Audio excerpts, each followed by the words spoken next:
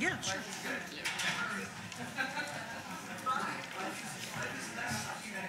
That's right, that's right. That's my goals. Okay.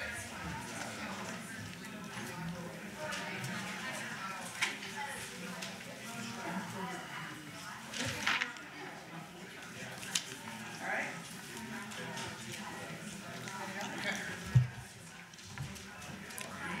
We good? I'm gonna. Okay. We good? All right. Welcome back, everybody. The final panel of today's symposium is entitled "A Woman's Worth: The Disparity in Pay and Representation." We will have 4 distinguished guests participating on this panel. Kelly Costello played 4 years of NCAA Division II basketball at Chaminade University of Honolulu, where she was honored to be named to the 2012 Capital One Academic All-American Women's Basketball Second Team. After graduation, she served as a graduate assistant for Oakland University's women's basketball program while earning her Master of Arts in Business Administration. Currently, she works as a payroll administrator within the Walled Lake School District while serving as a junior varsity coach for the Walled Lake Central women's team. Elena Harris is a Maurer alumna who graduated in 2017. Elena was chosen as the Diversity and Inclusion Fellow at Faegre Baker Daniels, where she currently works. As an attorney at Faegre Baker Daniels, Elena counsels clients on preventing and resolving disputes related to their products. She assists with complex mass torts, toxic torts, multi-district litigation, and class actions. Elena roots for the Ohio State Buckeyes, Pittsburgh Steelers, and Boston Celtics. Donna Lopiano is a former chief executive officer of the Women's Sports Foundation and was named one of the 10 most powerful women in sports by Fox Sports. The Sporting News has repeatedly listed her as one of the 100 most influential people in sports. She's been nationally and internationally recognized for her leadership advocating for gender equity in sports by the International Olympic Committee, the National Collegiate Athletic Association, the National Association for Girls and Women in Sports, the National Association of Collegiate Women Athletic Administrators, and the National Association of Collegiate Directors of Athletics. Recognized as one of the foremost experts on gender equity in sport, Dr. Lopiano has testified about Title IX and gender equity before 3 congressional committees. Dr. Lopiano has also served as a consultant to school districts, institutions of higher education, and state agencies on Title IX compliance. Lauren Smith is an assistant professor of sports media at the Media School here at IU. As a former television producer, she worked in both the Atlanta and Birmingham television markets, receiving an Emmy nomination in 2005. Lauren's main research area lies in media sport, the intersection between sports and media. This focus has enabled her to complete research that focuses on issues of gender, race, and national identity. She primarily analyzes how athletes are portrayed in the media, as well as how new technologies enhance a fan's enjoyment of the game. More recent work has begun to examine the effects of sports media on audiences, primarily focusing on attention.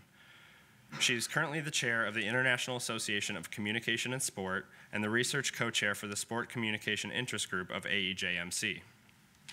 And now moderating this panel is Sydney Beerworth. Sydney, excuse me.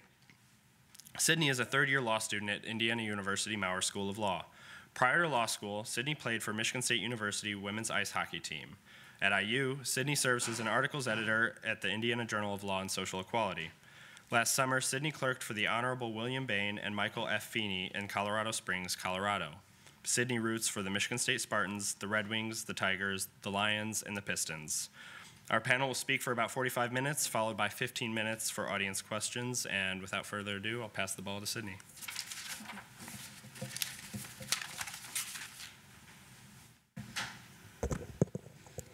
In their World Cup victory over Japan in 2015, the U.S. women's national soccer team broke the record for the most viewed and the highest rated soccer match in U.S. history.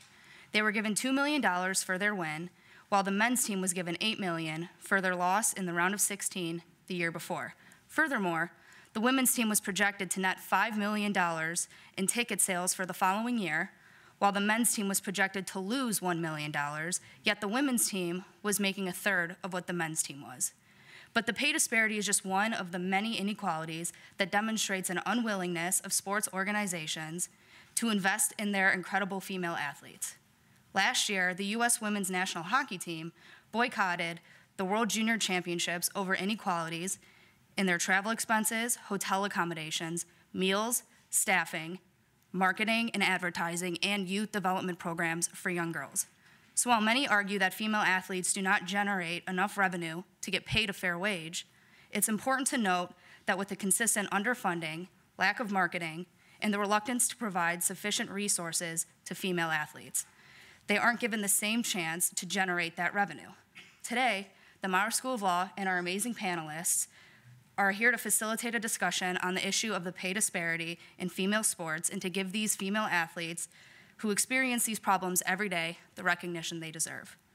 So just to demonstrate how widespread the issue of pay disparity and the various people it affects, not outside of just the athletes in women's sports, can you, as a panel, discuss some of the positions of power that women hold in the sports world, including some of the most common positions, and then some of the roles that women are starting to break into?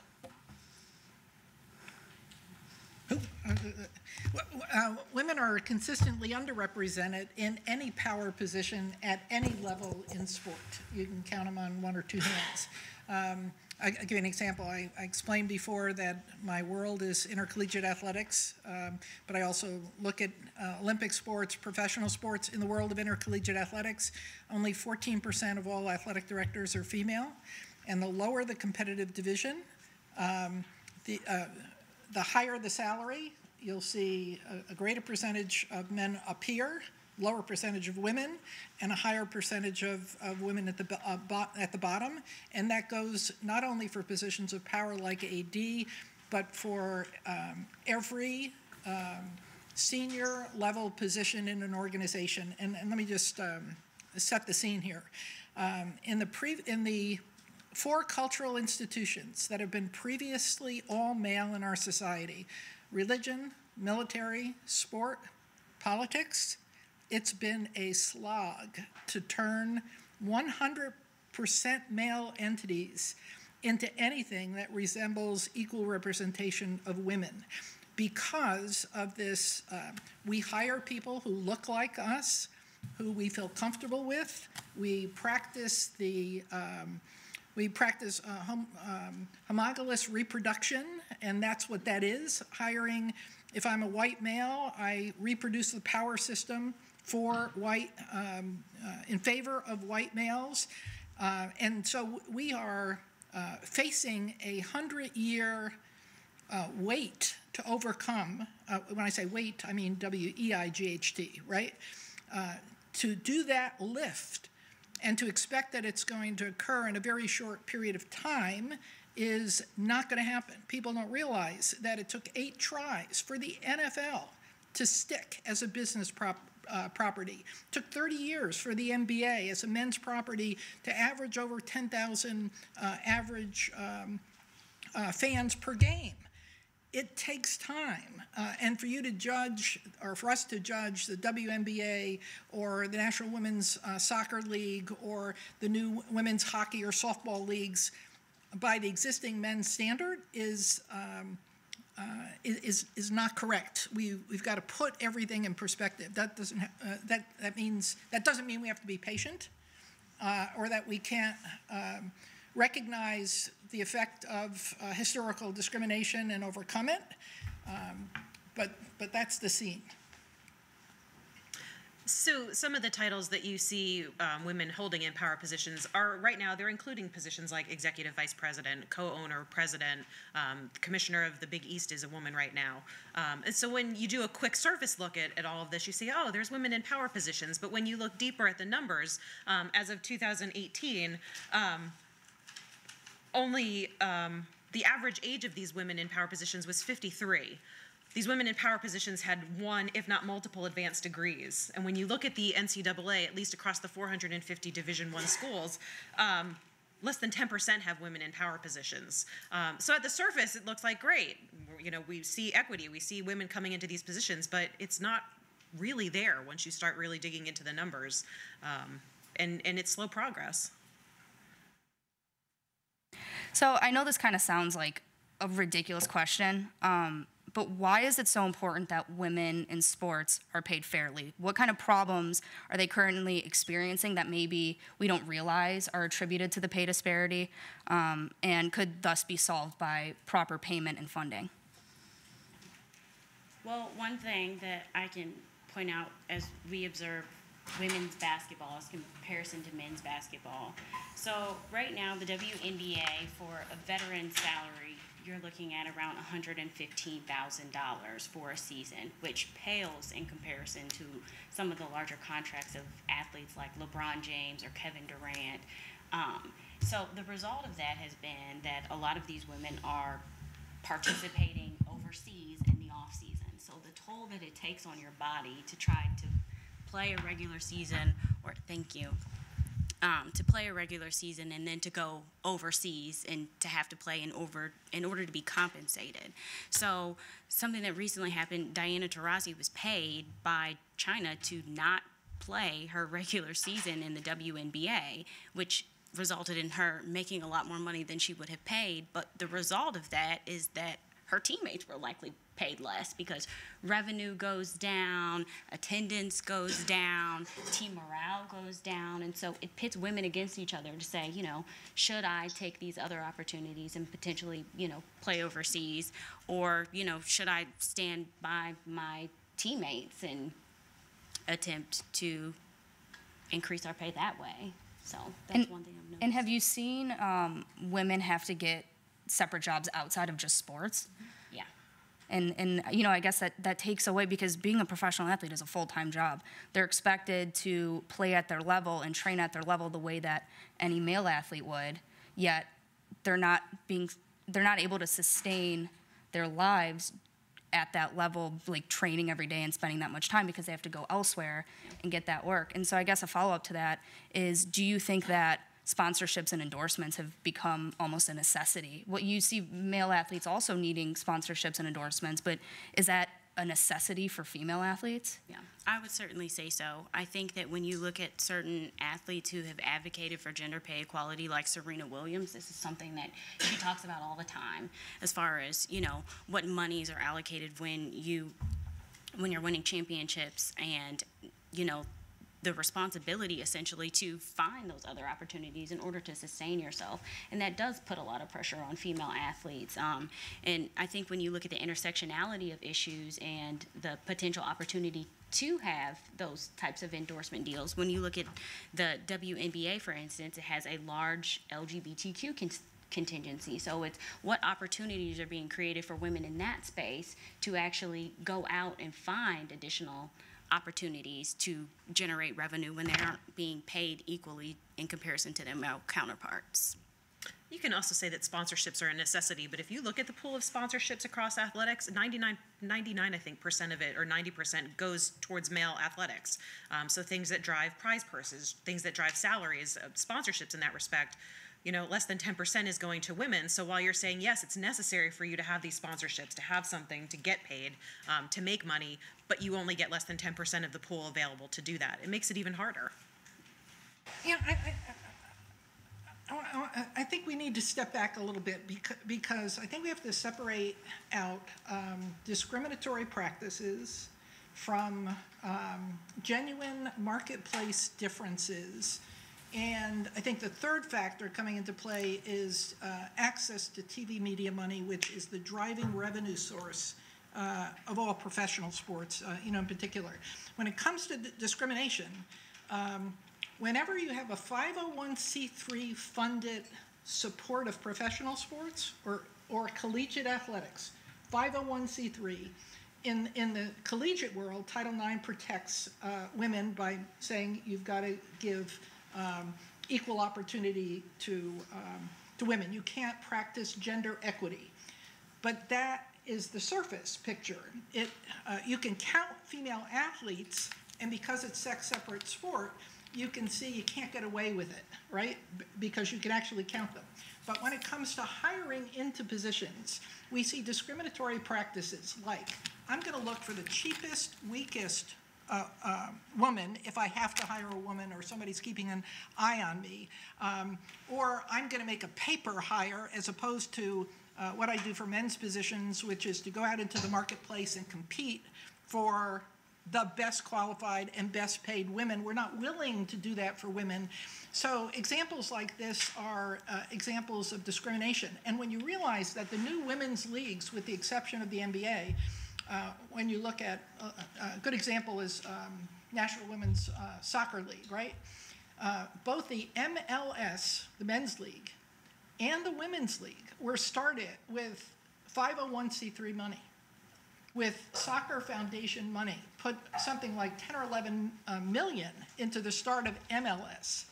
Didn't put anything initially into the start of the women's game, eventually put 4 or 5 million, and they are now equity partners in the National Women's Soccer League. So they start with, and this is the problem with national sport governing bodies and 501c3s, their responsibility is to grow the sport for men and women equally, not to be professional sport leagues to launder money for men. So you should hold them to that standard, and we haven't held them, to that standard. And so there's this whole silo of women's sport league development that stems from a 501c3, moves into private ownership, but there's still equity ownership with the 501c3, and we should expect more from that structure in terms of advancement into equal pay than from a private entity. And I'll pick out the NBA, but I'll say this with some restraint. When you have a solely private initiative into women's sports, it is fine, it's legal to operate off its generated revenues, and if that's less, if the WNBA has less revenues than the NBA, that's a reason for differences in payment. But I still question what happens if the NBA owned completely the men's and the women's league, and it was the same company. Would they be subject to different legal standards in terms of compensation packages offered to men and women? Right now, the NBA is private ownership. The WNBA is a combination of Central League ownership and some independent ownership. And some teams actually, their men's owner owns the women's team too. But we haven't looked at these things closely, and we haven't held their feet to the fire. And then the third piece, and I don't want to dominate here, is TV revenues. We've moved off of gate receipts as the driver of revenues and into television media rights fees as to the driver of revenues in both collegiate sport and professional sports. And we have to recognize that that market is closed in the United States for any new sport, whether it's men's lacrosse or Major League Soccer or women's professional sports. It's closed because the existing major distributors have overcommitted to media rights fees in excess of the value of their top 6 properties in NBA, NFL, Major League Baseball, hockey, NASCAR, and I forget what number 6 is, right? And so the television market is closed because the 3 requirements for generating ratings, therefore revenues, are all dedicated to this 6. And none of the requirements for generating revenues has to do with public interest. It's, are you putting the program on in prime time when most sets are turned on? Are you putting the program on at same time, same place, so I can make appointment televisions? And am I promoting the heck out of the program? None of this is public interest. It's all, whoever's the vice president of programming or owns this, makes that decision. And they make that decision based on their proclivity, their interest. It has resulted in the closure of the American market to anything new, including women's sports. And you look at the LPGA right now, 50% of their revenues come from Asia. And that's why you see more foreign players, because they cannot make money in the United States unless you want to spend $200,000 an hour to buy time, $180,000 to per hour to broadcast, to pay the expense of it. And on top of all that, you can't even buy promotional time from any of these Fox or any of the biggies, because all promotional time is going against the top 6 properties that they have to recoup money from.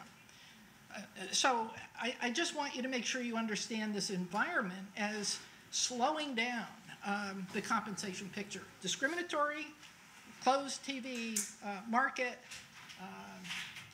and these 501c3 organizations that are getting away with murder by not supporting men and women equally. Yeah, so obviously, I mean, those are giant hurdles for any sports organization to overcome, especially female athletes. But we see tennis is actually one of the sports that is a lot ahead of the curve and a lot better at paying their female athletes equally. So I guess what are they doing to overcome those hurdles that other organizations or businesses aren't willing to do? With the exception of the Opens, you know, the French, Wimbledon, US, those are in the American media market, but their media rights fees are international in scope, and they're benefiting from the global market. They're not getting it from the regular season. It's not getting it from the the domestic market at all. And once you get out of the major tournaments, that equality in pay goes away. So you're seeing more the equality in pay at the major tournaments, the major slams, but once you get into the lesser competitions, it's not so progressive, and they've reverted back to a lot of those unequal pay structures. Moving on to pieces of legislation like the Rooney Rule and Title IX, Title IX especially has really improved the quality and quantity of female sports in colleges. I was wondering if you could maybe discuss Title IX, what it's done for female athletes, how it's helped women and get moved to those positions of power, and if we're seeing anything similar being discussed or implemented now. I was at a conference once where somebody said if people understood the implication Title IX would have on sport, they never would have passed it. And most people, when they think about Title IX, think about sport, but it does encompass more than just sport. It encompasses educational opportunities and discriminatory practices. You know, with respect to what it's done, it has opened up more equal opportunities for female athletes in college. You know, we're seeing more sports expansion. We've seen sport expansion. You see women coming up now that are saying, I had a female role model as to where my predecessors did not. They looked up to the men, but I had female athletes to look up to. What's interesting to note, though, is that if you look across NCAA department revenue budgets, it's only about 30%. So even though we've got Title IX demanding equality in access, equality in sports, equality in scholarship, and equality in opportunities, only about 30% of the revenue budgets of athletic department goes to women's sports. So at least when we're coming to revenue, we're not looking at a 50% equality. So even though, you know, again, we've got these surface level achievements, there's still issues underneath that as well. You bring in television rights fees as well. When you look at the March Madness tournament, because of television broadcast rights fees, I think a men's team makes about $260,000 per game they play in. Women have a March Madness tournament also, and they make nothing. So, you know, how does Title IX play into all of that? Well, the good part about Title IX too is, and this goes to the previous panel, is Congress directly confronted whether or not revenues make a difference in the support of men's and women's teams. 4 times there was an effort to exclude men's football and men's basketball from Title IX coverage, and they said absolutely not. Title IX has nothing to do with revenues. You cannot justify discrimination based on whether a sport is revenue producing or not. You must expend funds to treat men and women equally, period, end of story. And that's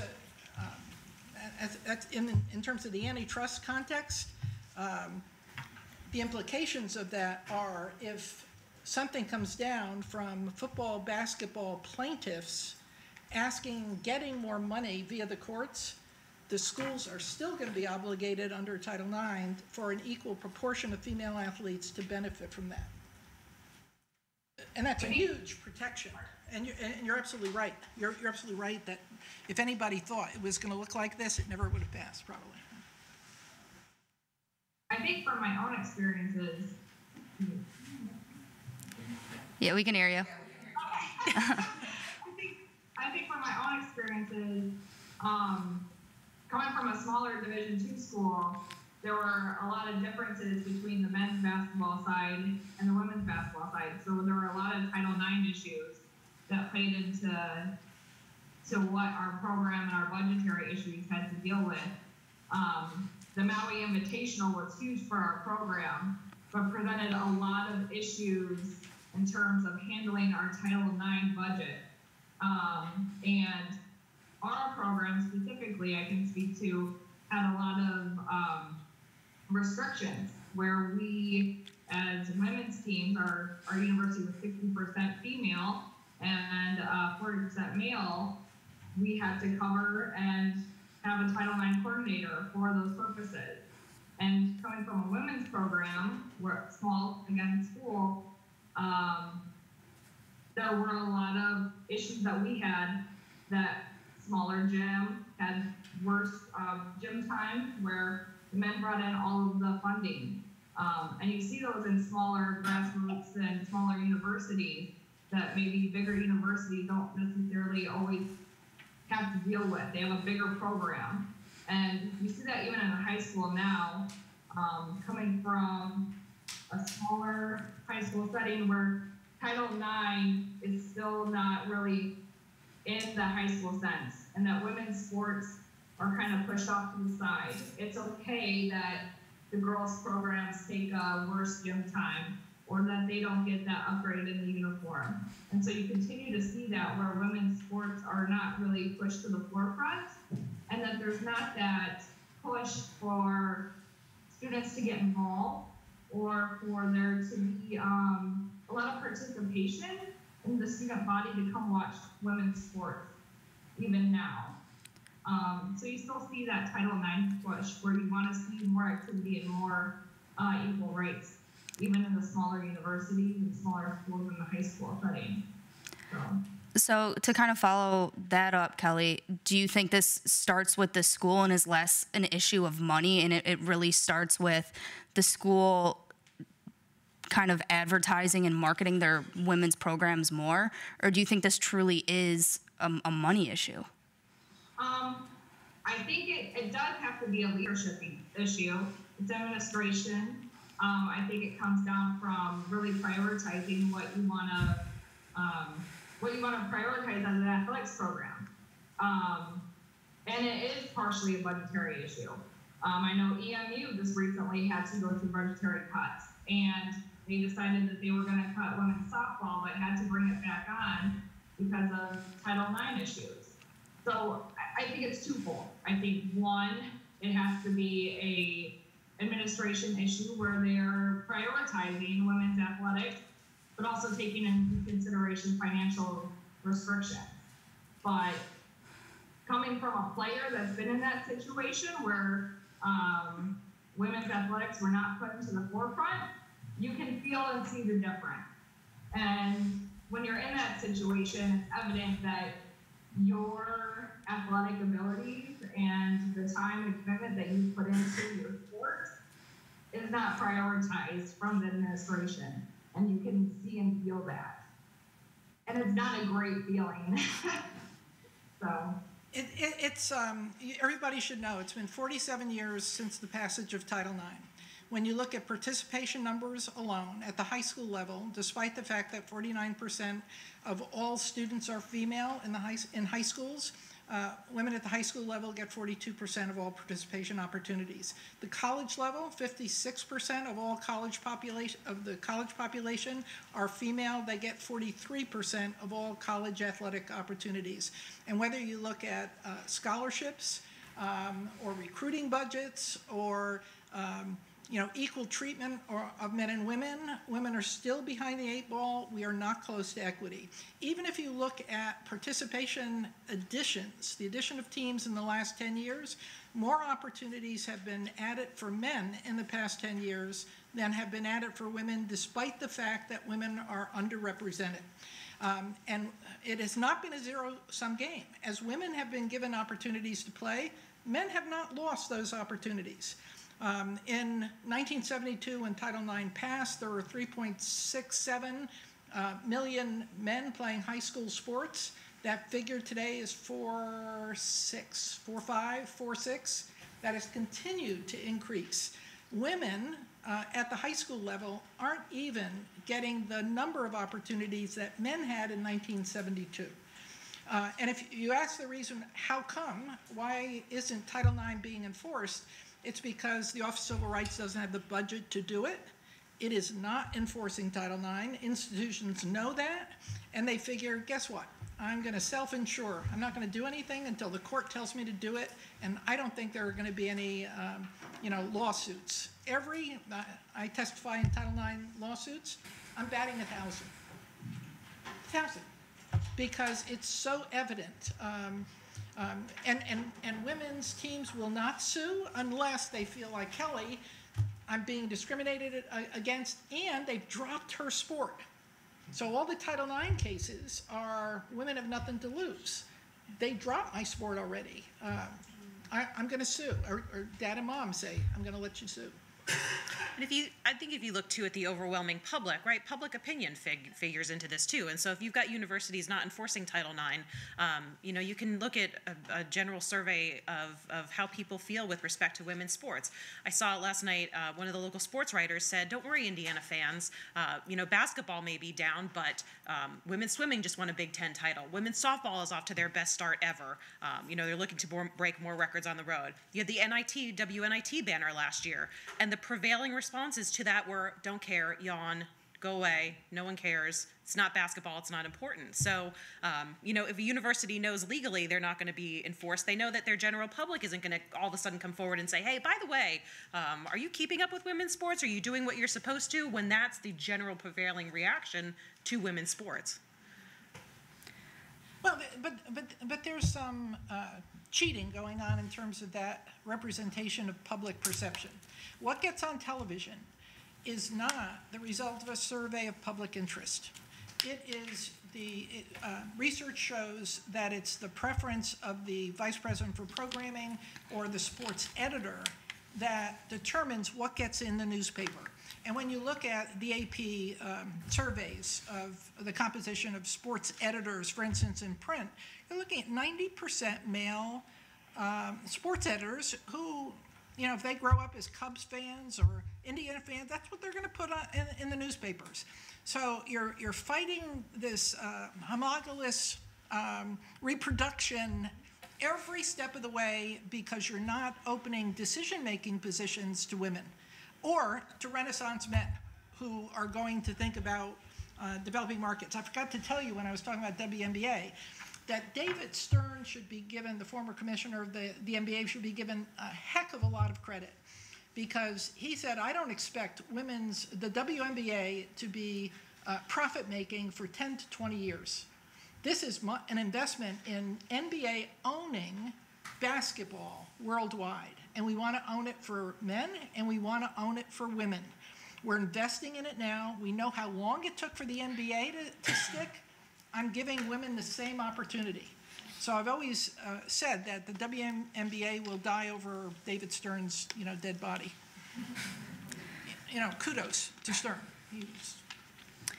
So you briefly started talking about the revenue-generating college sports, and one of the hottest topics right now is paying those athletes, paying NCAA athletes. And when people talk about paying NCAA athletes, they're usually talking about it in the context of those revenue-generating sports, which would be football and men's basketball.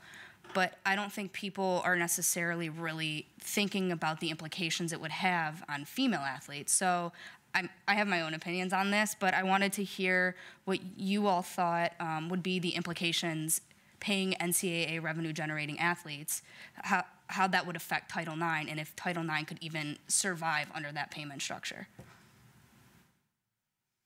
I don't think it would have an effect. Title IX applies.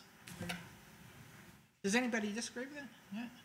I don't see how it could affect Title IX. I mean, if you're talking about paying the revenue generating sports, then you're going to be in an arms race of the rich getting richer and the lesser programs getting less money. But that if you're only talking about revenue generating sports, I think the only one that you could probably enter into that right now is softball, because softball is becoming a huge revenue generator sport for the NCAA. There's just an article on it in the Sports Business Daily. But again, under Title IX, you're not going to go against a federal mandate, a federal law. You know, revenue payment doesn't factor into that. No. Right. Revenue isn't the standard at all. No. I mean, a lot of times when we talk about paying female athletes, people bring up Title IX, but really it's a red herring because of that reason. Revenue does not factor into anything to do with Title IX. And everybody should know that whenever you read in the newspaper about a men's sport program being dropped, you should not assume that it's being dropped in order for the school to comply with Title IX. Ain't happening, right? The only competitive division that is in the net dropping men's sports is Division I. The richest athletic programs in the country are the ones dropping men's sports, and where's that money going that they save? It's going to fuel the arms race for men's football and basketball. It's not going to women, so we shouldn't make those assumptions when the wrestling team gets dropped. So I wanted to leave 15 minutes for everyone to kind of be able to ask questions. Does anyone have a question that they want to start off with? Let me ask you a little bit about,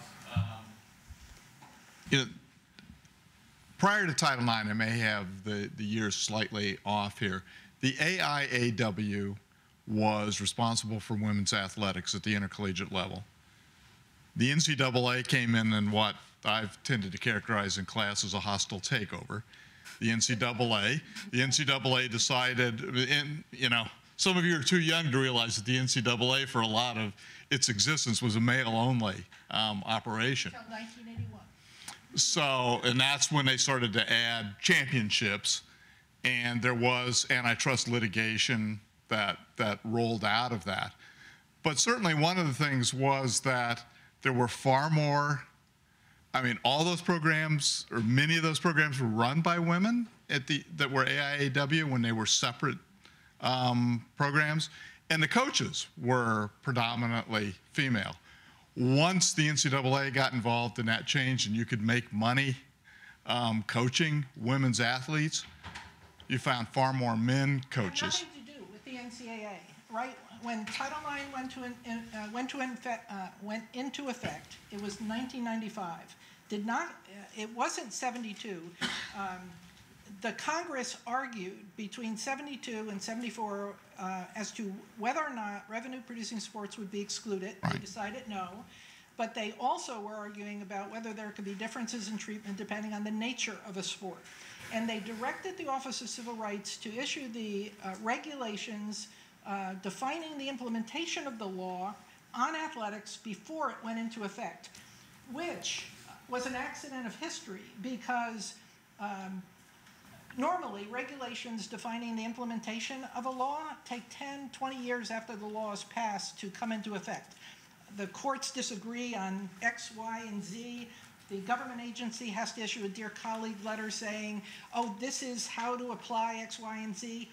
All of that was done and set in stone before Title IX even happened. So every single Title IX case that went to court, the judge deferred to the existing regs. And everybody who was a plaintiff, a defendant, got killed because the regs existed. But to your point, women lost control of intercollegiate athletics. So Title IX passes in 72. Everybody sees the writing on the wall. Money is coming into women's athletics. Women are controlling their own programs. 90% of all the athletic directors are women. They are not housed with men's athletics. They're housed in either the physical education department or some of them were housed in recreational and club sports, but they were not combined with men. Schools, knowing that money was starting to come into women's sports, started combining the men's and women's departments. Who got to be the boss? The male AD. The women coaches who previously were unpaid, right, now we're going to get paid under Title IX. 75 was the year I became the director of women's athletics at the University of Texas at Austin. And you know who loved women's athletics the most? Men's minor sport coaches. Yeah. Because the athletic director, Guy, told them, you can be assured that I will always pay you more than any woman's coach. Think about that for a second, right? So men's minor sport, who got treated as low man on the totem pole, all of a sudden, life was good because the guys weren't going to pay the guys who were running men's non-revenue sports less than the woman. So the NCAA really didn't have anything to do with that part of the history. It was the combining at the institutional level and giving it to men's athletics and putting it under that leadership that killed women's leadership. Does that make sense? Well, and so my question was really going to be kind of a what-if question. What if that had not happened? What would that have meant for women's athletics at the intercollegiate level? There are 9 institutions that remained separate from men's athletics in 1975. The University of Texas, where I was one of them. So you could look at our situation, and so is Tennessee. Tennessee Lady Vols, best program in the country in terms of women's basketball. So you can look at what happened with Texas. We had a separate men's and women's athletic department. And running men's athletics were people who operated that like bankers. Just stood at the teller's cage, took in the money for the football teams and whatever. The people in women's athletics were insurance sales people, working like dogs to make sure everybody got a policy, right? And to give you an idea of what this produced at the University of Texas from 75 to 81, attendance at women's basketball was second in the Southwest Conference among all men's and women's programs. Women's basketball at Texas had 8,000 season ticket holders. Was averaging 11, 12,000 people a game in the 70s. So if women were given, I believe that if women were given the space to develop their own product, that they would be acting like in corporate America. Corporate America never combines an existing product marketing machine with research and development. This is always separate because it takes a different skill set to bring something to market, right, compared with staying on top of the market. If we had developed those parallel systems, I think women's sport would be farther along than it is today. That makes sense. And then when NCAA did take over in 1981, the actual number of televised national championships declined. AIW had a CBS contract that I believe had 13 national championships as part of its agreement.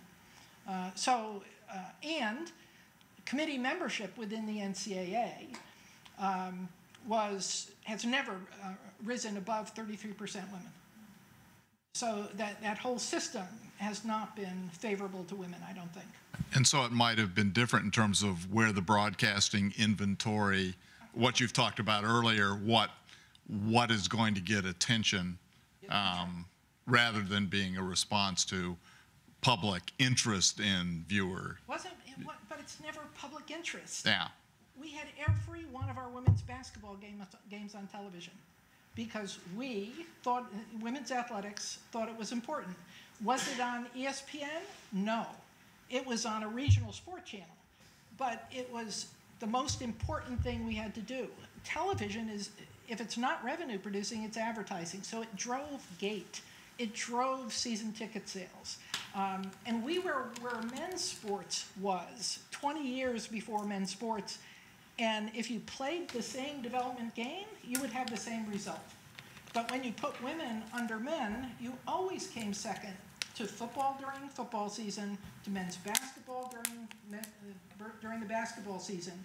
So you never got that promotional commitment and attention that men's sports got. Very depressing when you think about it. Yeah.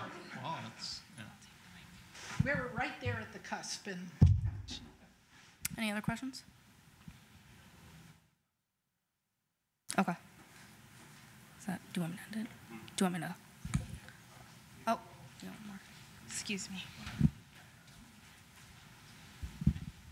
I think part of the problem with the pay disparity when it comes to women is that we're not being honest with ourselves especially about our history, and a lot of the discussions remind me of a suit that's in the early stages of litigation that I have going right now. It's against a public university that runs a school, not like a high school, where female teacher biology gets paid a certain amount. They bring in a male teacher. She's been there for 15 years. They bring in a male teacher, AP as well, pay him substantially more money than what she's making. So she complains about it, and the reason they give is pay compression, which is basically saying, well, in the time you've been here, starting salaries have gone up, and so therefore we have to pay it. Well, the Ninth Circuit very recently issued an order saying salary compression is not a valid excuse to pay women less, because all you're doing is pulling the past forward and saying that the discriminatory animus that we had in the past to pay women less, now we're going to use it as a justification to pay less now.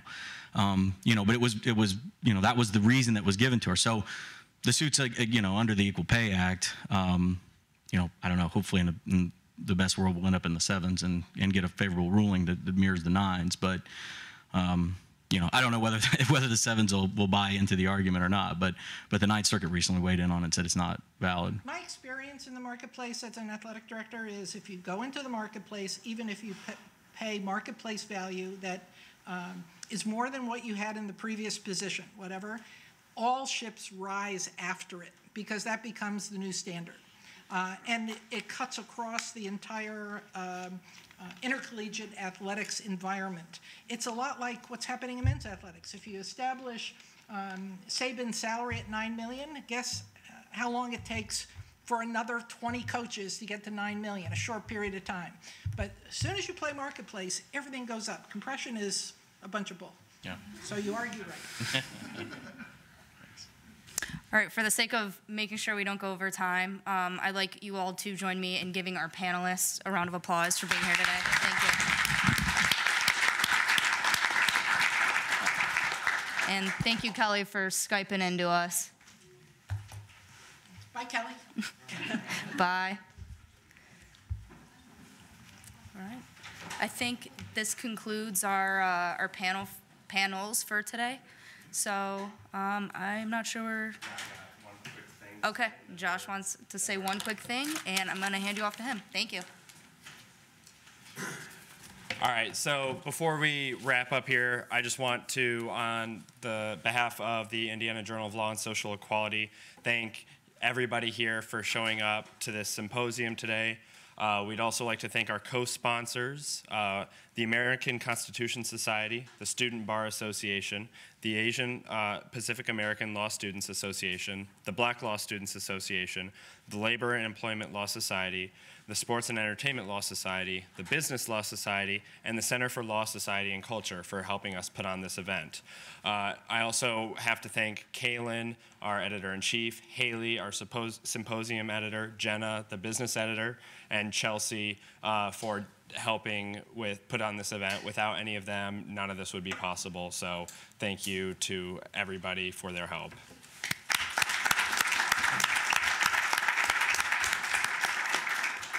So we had the opportunity to hear from 4 magnificent panels. I'm sorry, we'll move in a second. But I mean, this has just been a fantastic day of learning about social movements and how sports impact social movements, and social movements then also impact sports, and about how difficult it can be to figure out conflicts that arise when our favorite institutions, like our national pastime and intercollegiate athletics, collide head-on with antitrust law, and the ability to discuss this with people who are eminent in their field and to get great audience participation was just a fantastic day. So thank you to everybody for joining us.